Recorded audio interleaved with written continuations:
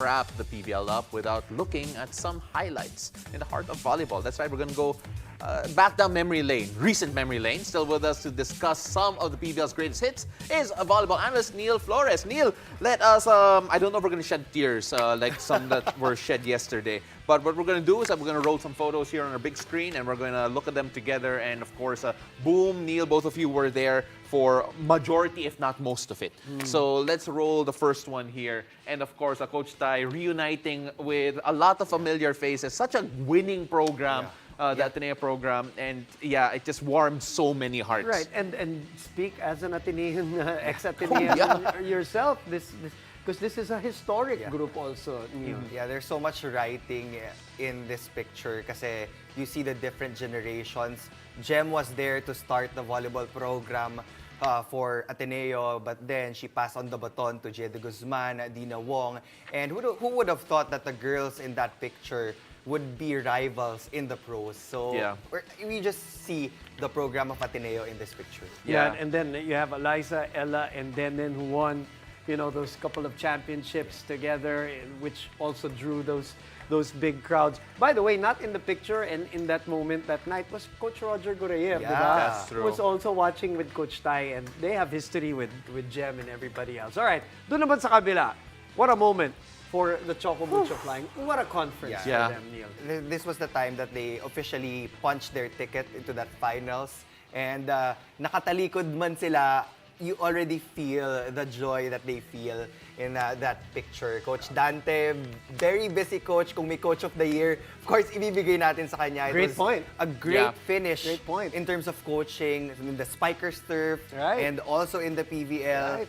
So, congratulations to Choco Mucho. Before that actual picture, in that moment, because I did that game, the knockout match yan eh. Dina Wong was on the floor, in tears, and may challenge pa nga eh. Bago yung point eh. So medyo nabitin ng konti.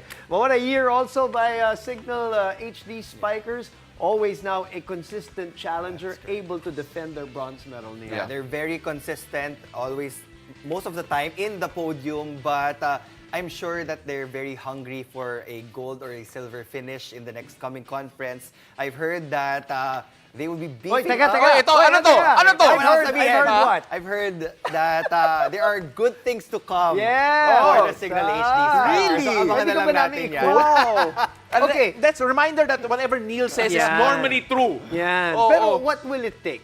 Okay, to get over that third place now and really battle for number one. They really need a hot start. Yan yung nagiging problema sa Cignal. Parang they would have an up and down type of performance throughout the preliminaries. But if you want to go all the way, you just have to look at the standard of the teams that are up there. Creamline, Choco Mucho, how they performed. Yun yung mga importante for Cignal. Yeah, the consistency has to be there. And let's take a look at this. This was, I believe, during the pre-game, and all the lights were out. 24,000 people at the venue. Introduction. Introduction. And for Eliza, remember, she had a lot of not so great history in Araneta.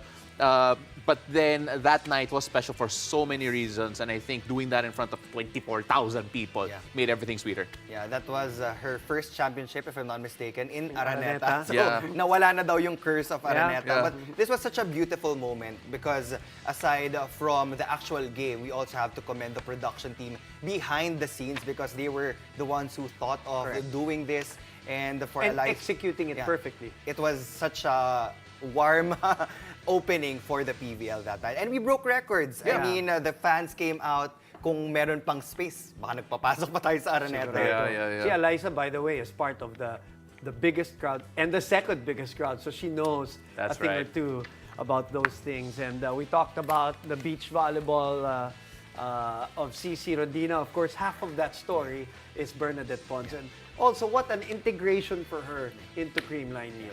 Both of them actually transitioned really well from the sand courts to the Taraflex court. Bernadette Pons and CC Rondina made waves in beach volleyball. Yes, it did. But they will always come home to indoor volleyball. Yeah, you know, that sisterhood, especially since beach and they were partners, they were together all the time. Nalala ko nung pandemya, they were inseparable by necessity. But then even given the choice, they're still there. They're still attached to the hip, and it's just so nice to see in general. Look at that. This is what we were talking about off the air. When CC is cleared for takeoff, Neil, there are a few who may look better, but it's going to be hard to name. That is an MVP shot right Look there. at that. I thought that it was an ad for a shoe brand. I Somebody wanna- get her as a brand ambassador. I want to give credit to the photographer, Waki Flores, one of the veteran photographers in Philippine sports in general. I've worked with him a couple of times. He took the photo of Eliza Valdez as well, Right. that we just featured. Right. And he said that he was experimenting with this shot, and I don't think a lot of people would have expected. And CC Rondina, I think we're just seeing the start of her flying, to be honest, here in the PVL. It's photo of the year. You can expect CC Rondina to bag more MVP awards in the future. But more than the awards, syempre, ang gusto naman talaga ni CC is to win a gold for Choco Mucho. They've been that's what trying yeah. since 2019 to get a gold medal. So next year will be another opportunity for the rest of the flying. And that's what they brought her there for, to get them over Yeah. the hump. So she close. got them over the first hump, which is getting into the finals. So more intense battles. And that picture is the perfect ending to this program too. And you can catch the games and our show live and on demand on the Pilipinas Live app for just 149 pesos a month. Thank you, Neil Flores, for indulging us. And so may mga ikikwento siya sa amin off the air. Off so the we'll air. finish the show already. Thank you for joining us. I'm Boom Gonzalez. Sorry, we're taking our mics off. I'm Paulo Del Rosario, and this has been The Game. How much do we love Pinoy sports? With all our heart, all the time. Download Pilipinas Live now.